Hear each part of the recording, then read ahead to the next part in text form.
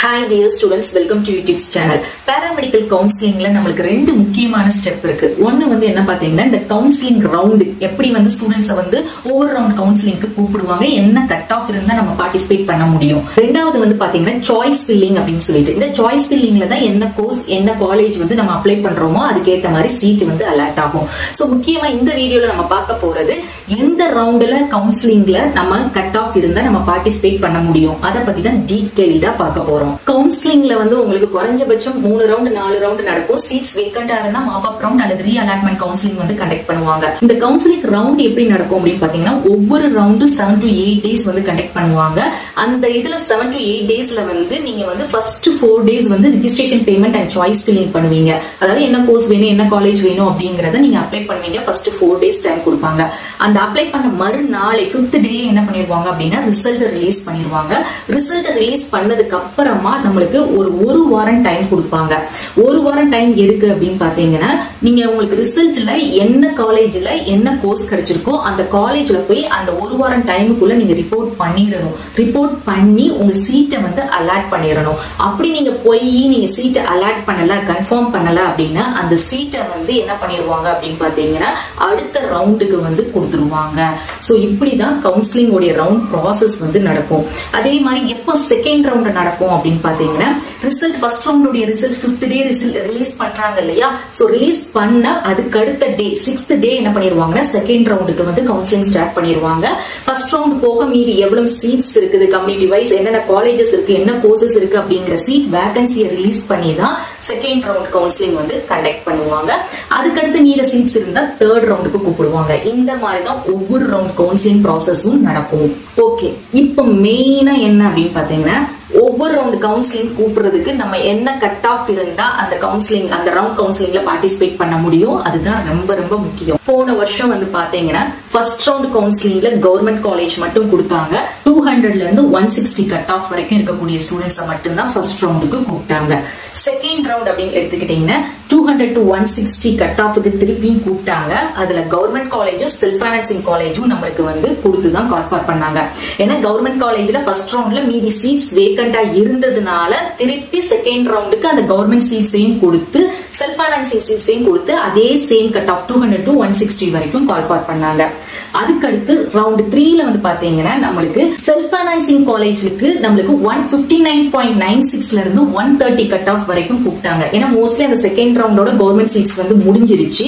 So அதனால நம்மளுக்கு மீதம் இருக்கக்கூடியது செல்ஃப் ஃபைனான்சிங் சீட்ஸ் மட்டும்தான். அதனால 159.96 to 130 கட் ஆஃப் வரைக்கும் தேர்ட் ரவுண்டுக்கு கால்ஃபார் பண்ணாங்க. ஃபோர்த் ரவுண்ட் பாத்தீங்கன்னா 129.79ல இருந்து 75 கட் ஆஃப் வரைக்கும் ஃபோர்த் ரவுண்டுக்கு கால்ஃபார் பண்ணாங்க.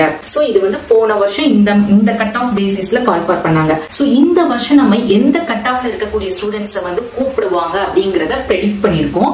சோ ஃபர்ஸ்ட் ரவுண்ட் அப்படின்னு எடுத்துக்கிட்டீங்கன்னா ஒரு 200 to 175 கட் ஆஃப் வரைக்கும் கூப்பிடுறதுக்கு வாய்ப்பு இருக்கு. Both government and self financing colleges ரெண்டையுமே சேர்த்து கொடுக்கறதுக்கும் வாய்ப்பு வந்து இருக்குது. அப்படி இல்ல அப்படின்னா கவர்மெண்ட் காலேஜஸ் மட்டும் அப்படின்னா 200ல இருந்து 175 கட் ஆஃப் வரைக்கும் கூப்பிடுவாங்க. செகண்ட் ரவுண்ட்ல government and self financing seats வேக்கண்டா இருந்துச்சு அப்படின்னா நம்மளுக்கு 200 to 160 கட் ஆஃப் வரைக்கும் செகண்ட் ரவுண்டுக்கு கூப்பிடுறதுக்கு அதிக வாய்ப்பு இருக்குது. தேர்ட் ரவுண்ட் கண்டிப்பா நடக்கும். 159.96ல இருந்து ஒரு 130 கட் ஆஃப் வரைக்கும் தேர்ட் ரவுண்டுக்கு கூப்பிடுறதுக்கும் சான்ஸ் இருக்கு. அந்த தேர்ட் ரவுண்ட்ல செல்ஃப் ஃபைனான்சிங் காலேஜ் சீட்ஸ் தான் இருக்கும். அதுக்கடுத்து ஃபோர்த் ரவுண்ட் அப்படின்னு எடுத்துக்கிட்டீங்கன்னா 129.79ல இருந்து 75 கட் ஆஃப் வரைக்கும் கூப்பிடுறதுக்கு நம்மளுக்கு இந்த வருஷம் வாய்ப்பு இருக்குது. செல்ஃப் ஃபைனான்சிங் மட்டும் தான் இருக்கும் தேர்ட் ரவுண்ட் அண்ட் ஃபோர்த் ரவுண்ட்ல. ஓகே, போன வருஷம் வந்து இந்த 4 ரவுண்டுமே நடந்து முடிஞ்சு நம்மளுக்கு மீதி சீட்ஸ் வந்து வேக்கண்டா இருந்து மாப் அப் ரவுண்ட் கவுன்சிலிங் வந்து கண்டக்ட் பண்ணாங்க. சோ மாப் அப் ரவுண்ட்ல வந்து பாத்தீங்கன்னா ஃபர்ஸ்ட் வந்து ஒரு 200 to 150 கட் ஆஃப் வரைக்கும் மாப் அப் ரவுண்டோட ஃபர்ஸ்ட்ல 200 to 150 கட் ஆஃப் வரைக்கும் கவர்மெண்ட் காலேஜை மட்டும் கொடுத்து பார்ட்டிசிபேட் பண்ண கூப்பிட்டாங்க. சோ நம்மளுக்கும் இந்த வருஷம் சீட் அப்படி வேக்கண்டா இருந்தா இது நடக்கிறதுக்கு வாய்ப்பு இருக்குது. சோ ஏன் சீட் கவர்மெண்ட் சீட்ஸ் இவ்வளவு வேக்கண்டா மாப் அப் வரைக்கும் வந்திருக்கு அப்படின்னு பாத்தீங்கன்னா நான் சொன்னேன் இல்லையா இந்த கவுன்சிலிங்ல என்ன சீட்டு கிடைச்சிருக்கு அப்படிங்கிற ஒரு ரிப்போர்ட்டிங் டைம் 1 வீக் கொடுப்பாங்க. அந்த காலேஜ்ல போய் நீங்க சீட்டை வந்து கன்ஃபார்ம் பண்ணி அலாட் பண்ணா மட்டும்தான் உங்களுக்கு வந்து சீட் அலாட் ஆயிருக்கு. அப்படி நீங்க பண்ணல அப்படின்னா அந்த மீதம் இருக்க அந்த சீட்டை வந்து அடுத்த ரவுண்டுக்கு எவ்வளவு சீட்ஸ் கவர்மெண்ட்ல மீதமா இருக்குதோ அந்த சீட்ஸ் எல்லாத்தையுமே அடுத்த ரவுண்டுக்கு வந்து நம்மளுக்கு இந்த மாதிரி கவுன்சிலிங்ல வந்து கொடுத்து பார்ட்டிசிபேட் பண்ண சொல்லிருவாங்க. சோ நம்மளுக்கு அதே மாதிரி மாப்அப்ல வந்து செல்ஃப் ஃபைனான்சிங் காலேஜஸ் இருந்துச்சு. அந்த கட் ஆஃப் வந்து பாத்தீங்கன்னா 200 to 100 வரைக்கும் போட்டு இருந்தாங்க. சோ சீட்ஸ் வந்து வேக்கண்டா மீத இருந்துச்சு அப்படின்னா இந்த ப்ராசஸ்ல தான் நம்மளுக்கு கண்டிப்பா கவுன்சிலிங் வந்து நடக்கும். சோ கவுன்சிலிங் இப்படிதான் இந்த கட் ஆஃப்ல இந்த மாதிரி நடந்துச்சுன்னா நம்மளுக்கு வந்து பாத்தீங்கன்னா ஒரு 200 to 100 வரைக்கும் நம்மளுக்கு வந்து சீட்டு கிடைக்கிறதுக்கு, அந்த 100 கட் ஆஃப் வரைக்கும் சீட்டு கிடைக்கிறதுக்கு நிறைய பாசிபிலிட்டிஸ் இருக்கு.